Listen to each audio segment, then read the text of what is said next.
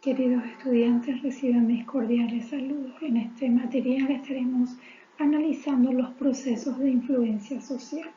Recordemos que cualquier situación de intercambio o de interacción social que podamos imaginar implica nuestra pertenencia a un grupo determinado. Por ejemplo, un grupo de clase, de amigos, de familia, un grupo deportivo, un grupo de profesionales, etc. Y nos proporciona un marco de referencia próximo y constante donde comprobar la importancia que puedan llegar a tener los fenómenos que estaremos analizando.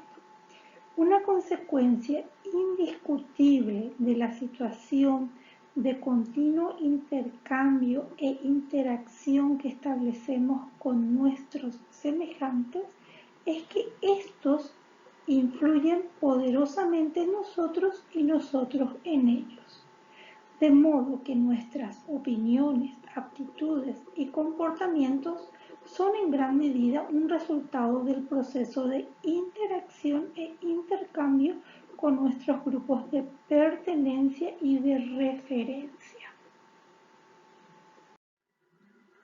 La influencia social es un proceso psicológico, social en el que una o varias personas influyen en el comportamiento, en los sentimientos, opiniones o actitudes de los demás. En este proceso se tienen en cuenta factores como la persuasión, la conformidad social, la aceptación social y la obediencia social. Normalmente se diferencian tres tipos básicos de influencia. La influencia de la mayoría cuantitativa, la influencia de la mayoría cualitativa y la influencia de las minorías. Analicemos la influencia social y la formación de normas.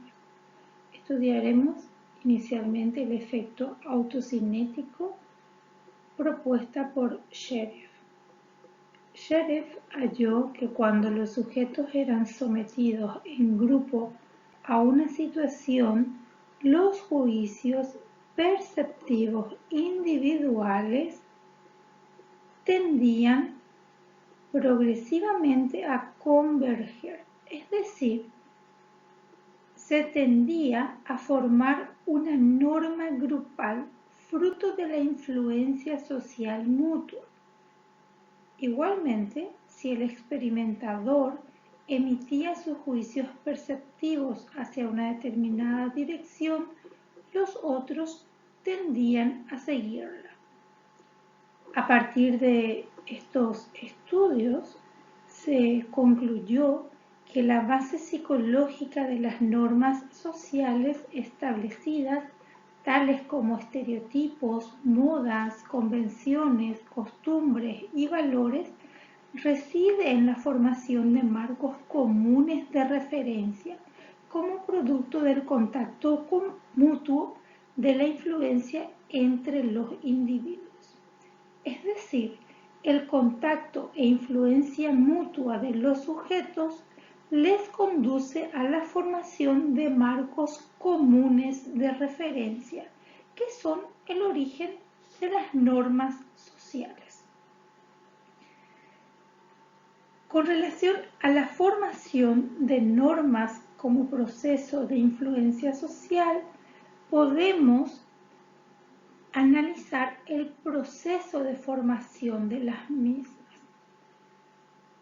Primero, tenemos que ver que lo más importante es que el grupo genera un incremento de la uniformidad. Esto no quiere decir que los participantes vayan a ser conscientes de su influencia recíproca particular. En la mayoría de las ocasiones, las normas serán fruto del consenso y por tanto, eso mismo que el grupo entero habrá generado será el origen de la influencia social. Por consiguiente, una forma sencilla de deteriorar los efectos de la norma es manifestar que carece en un momento dado de unanimidad. Otro paso sería, o otra consecuencia que nos ayuda a comprender la importancia que tienen los procesos de formación de las normas de la influencia social, lo tenemos en el hecho palpable de que solemos tender a agruparnos con aquellos sujetos ya de alguna manera sostienen marcos normativos parecidos a los nuestros, de modo que la solidaridad y la cohesión del grupo se ven reforzados. Y finalmente podemos decir que resulta claro con este marco normativo y este modo de influencia social el poder del grupo sobre sus miembros. Es mayor porque es aceptado libremente. No parece sensato entonces rebelarnos contra aquellos que hemos contribuido a generar. Entonces vemos el grupo incrementa la uniformidad. Podemos decir también que las normas se imponen por sí mismas al estar interiorizadas. Y por último, que el poder del grupo es mayor, pues es aceptado libremente. Analicemos ahora cómo se da la influencia de la mayoría. Estudios preliminares indicaron que un conjunto de sujetos emitiendo el mismo juicio erróneo sobre un estímulo perceptivo claro conseguía que un tercio de los sujetos experimentales emitiesen el mismo juicio. Diversas explicaciones surgieron con relación a esto que sería el conformismo. La teoría de Moore sostiene que el conformismo constituye un refuerzo para el individuo. La conformidad muy a menudo es recompensada en la vida cotidiana, mientras que la disconformidad, el desviarse de la norma, frecuentemente es castigada, ya sea por un rechazo social, una marginación, etc. Es decir, que Moore considera que el conformismo implica adaptación a la norma social, lo que puede ser una fuente de reforzamiento. Para Ash, que también quiso dar una explicación, él menciona que la totalidad de la forma psicológica se modificará al cambiar una de sus partes, es decir, que debía hallarse en un proceso de reorganización cognitiva. Ash suponía que los sujetos conformados se producía un trabajo cognitivo sustancial consistente en reorganizar sus percepciones en función de la respuesta de la mayoría. Es decir, los sujetos reestructuran sus percepciones en función a lo que la mayoría menciona. Existe una teoría un poco más integrativa, donde menciona que la necesidad que el individuo o minoría tiene de la aprobación social, de la aceptación por parte de los demás, en cuyo caso hablamos de una dependencia o influencia normativa, y la necesidad que el individuo o minoría tiene de información que le permitía ajustarse al medio, conducirse con eficacia, en cuyo caso hablamos entonces de una dependencia informativa. La dependencia o influencia normativa podría identificarse más con el mecanismo de refuerzo de Moore, mientras que la dependencia e influencia informativa estaría relacionado con los mecanismos cognitivos de Ash. Por lo tanto, se habla de dos tipos de influencia y dependencia: la normativa, que tiene que haber una necesidad de aprobación social, y la informativa, que tiene que haber una necesidad de información de ajuste medio, sujeto medio. Ahora veamos que Kellman mencionó que existen 3 grados de conformidad. Uno que sería la aceptación o sumisión, donde la mayoría ejerce el control. Otra que sería de identificación, que existe entonces un deseo de establecer buenas relaciones. Y la tercera que sería de interiorización, donde hay una integración del sistema de valores de la mayoría. La obediencia a la autoridad es otra forma de influencia social que se caracteriza porque la fuente de influencia no es, como en el conformismo, una mayoría cuantitativa, sino uno o varios individuos revestidos de una mayor autoridad y estatus que los receptores de la influencia. Cuando hablamos de una influencia cualitativa, una fuente de influencia de prestigio y poder consigue que los sujetos administren cierto sufrimiento a terceras personas a pesar de darse cuenta que están generando el daño. El cumplimiento de estas órdenes es mayor cuanto más lejos se encuentre de la víctima, o sea que cuanto menos sepa o la conozca a esa persona.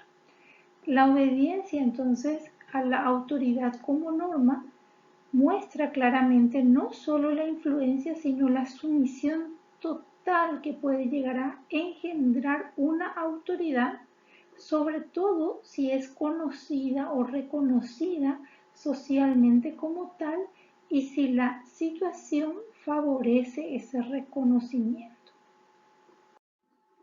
Analicemos brevemente otros procesos de influencia social. La innovación y el cambio social. El enfoque genético de Moscovici y sus colaboradores se centran en los cambios sociales, en la evolución social que la minoría divergente, carente de poder, puede generar en la mayoría con poder. Esto es, la influencia social de las minorías sobre la mayoría. Para eso se tiene que dar dos puntos, la consistencia y la flexibilidad. Con relación a la toma de decisiones grupales, se puede dar la polarización de los grupos.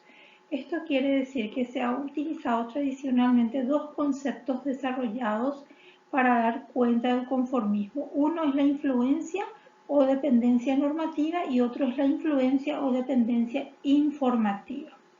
Cuando hablamos de una perspectiva normativa, entonces tenemos que señalar que a través de la discusión el sujeto se da cuenta de que los otros tienen opiniones más cercanas o alternativas más valoradas y cómo tendemos a mostrar una autoimagen positiva y evaluamos nuestras opiniones y comportamientos comparándolos con los otros.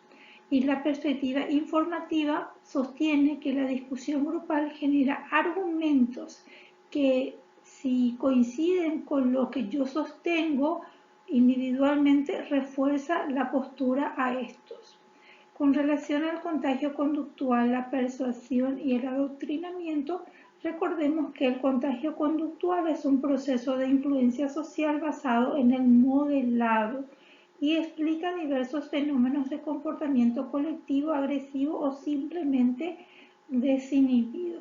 La persuasión, ya habíamos estudiado, es una forma de influencia social por medio de comunicación que depende de diversos factores relativos al emisor, el receptor, el mensaje y los demás elementos del esquema comunicativo, tales como la credibilidad y atractivo del emisor, la implicación del receptor con respecto al mensaje que ya habíamos estudiado.